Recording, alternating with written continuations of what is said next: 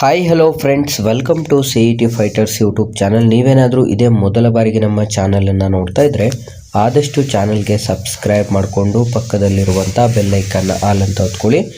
ಕರ್ನಾಟಕ ಅಗ್ನಿಶಾಮಕ ಇಲಾಖೆಯಲ್ಲಿ ಖಾಲಿರುವಂಥ 1828 ಹುದ್ದೆಗಳ ಕಂಪ್ಲೀಟ್ ಆದಂಥ ಡೀಟೇಲ್ಸನ್ನು ತಿಳಿಸ್ಕೊಡ್ತೀನಿ. ವಿಡಿಯೋನ ಸ್ಕಿಪ್ ಮಾಡದೆ ಕೊನೆವರೆಗೂ ನೋಡಿ. ಇಲ್ಲಿ ಕಾಣಿಸ್ತಾ ಇದೆ ನೋಡಿ, ಕರ್ನಾಟಕ ಅಗ್ನಿಶಾಮಕ ಸೇವೆಯಲ್ಲಿ ಖಾಲಿರುವಂಥ ಹುದ್ದೆಗಳ ಅಧಿಸೂಚನೆಯಾಗಿದ್ದು, ಕರ್ನಾಟಕ ರಾಜ್ಯ ಅಗ್ನಿಶಾಮಕ ಮತ್ತು ತುರ್ತು ಸೇವೆಗಳಲ್ಲಿ ಖಾಲಿರುವಂಥ ಒಟ್ಟು 1828 ಬೃಹತ್ ಅಧಿಸೂಚನೆಯನ್ನು ಹೊರಡಿಸಲಾಗಿರುತ್ತೆ. ಆಯ್ಕೆಯಾದಂಥ ಅಭ್ಯರ್ಥಿಗಳಿಗೆ ಸಂಪೂರ್ಣ ನಮ್ಮ ಭಾರತದ ಕರ್ನಾಟಕದಲ್ಲಿ ನೇಮಕಾತಿಯಾಗಿದ್ದು, ಇಲ್ಲಿ ಖಾಲಿರುವಂಥ ಹುದ್ದೆಗಳ ಹೆಸರನ್ನು ನೋಡ್ತಾ ಹೋಗೋದಾದರೆ ಅಗ್ನಿಶಾಮಕ ಸಿಬ್ಬಂದಿ, ಅಗ್ನಿಶಾಮಕ ಇಂಜಿನ್ ಡ್ರೈವರ್ ಮತ್ತು ಇನ್ನಿತರ ಹುದ್ದೆಗಳಾಗಿರುತ್ತದೆ. ಆಯ್ಕೆಯಾದಂಥ ಅಭ್ಯರ್ಥಿಗಳಿಗೆ 37,500 ರೂಪಾಯಿಂದ 76,100 ರೂಪಾಯಿ ಪ್ರತಿ ತಿಂಗಳ ಮಾಸಿಕ ವೇತನವಾಗಿರುತ್ತೆ.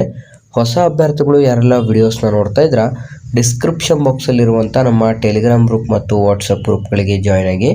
ಇಲ್ಲಿ ಖಾಲಿರುವಂಥ ಹುದ್ದೆಗಳ ವರ್ಗೀಕರಣವನ್ನು ನೋಡ್ತಾ ಹೋಗೋದಾದರೆ ಅಗ್ನಿಶಾಮಕ ಯಂತ್ರ ಚಾಲಕ 294, ಚಾಲಕ ತಂತ್ರಜ್ಞ 32, ಅಗ್ನಿಶಾಮಕ ಸಿಬ್ಬಂದಿ 1,502, ಒಟ್ಟು 1,828 ಹುದ್ದೆಗಳಾಗಿರುತ್ತದೆ.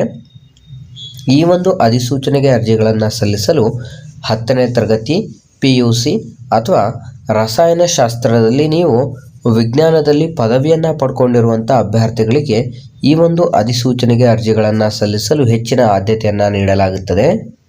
ಬೇಕಿರುವಂಥ ವಯಸ್ಸಿನ ಮಿತಿಯನ್ನು ನೋಡೋದಾದರೆ ಕನಿಷ್ಠ 18 ವರ್ಷದಿಂದ ಗರಿಷ್ಠ 35 ವರ್ಷದ ಒಳಗಡೆ ಇರಬೇಕಾಗುತ್ತೆ.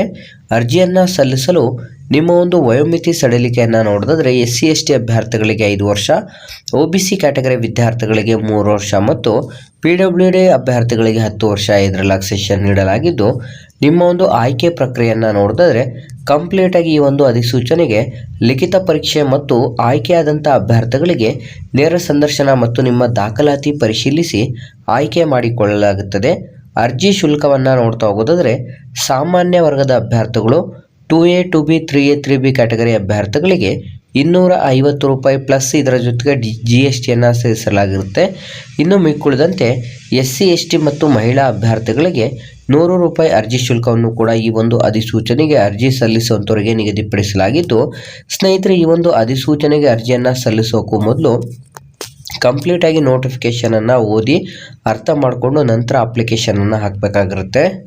ಈ ಒಂದು ಹುದ್ದೆಗಳಿಗೆ ಅರ್ಜಿಯನ್ನು ಸಲ್ಲಿಸಲು ಬಯಸುವಂಥ ಅಭ್ಯರ್ಥಿಗಳಿಗೆ ಈಗ ಆಲ್ರೆಡಿ ಎಲ್ರಿಗೂ ಗೊತ್ತಿರೋ ಥರ ಇಂಟರ್ನಲ್ ರಿಸರ್ವೇಷನ್ಗೆ ಸಂಬಂಧಪಟ್ಟಂತೆ ಕರ್ನಾಟಕ ಹೈಕೋರ್ಟಿಂದ ಮುಂದಿನ ದಿನಗಳಲ್ಲಿ ಫೆಬ್ರವರಿ 20ನೇ ತಾರೀಕು ಏನು ಒಂದು ಡಿಸಿಷನ್ ಬರುತ್ತಲ್ಲ, ಆ ಒಂದು ಡಿಸಿಷನ್ನ ನಂತರ ಈ ಒಂದು ಅಧಿಸೂಚನೆಗಳಿಗೆ ಅರ್ಜಿಗಳನ್ನು ಕೂಡ ಆಹ್ವಾನಿಸಲಾಗಿರುತ್ತೆ.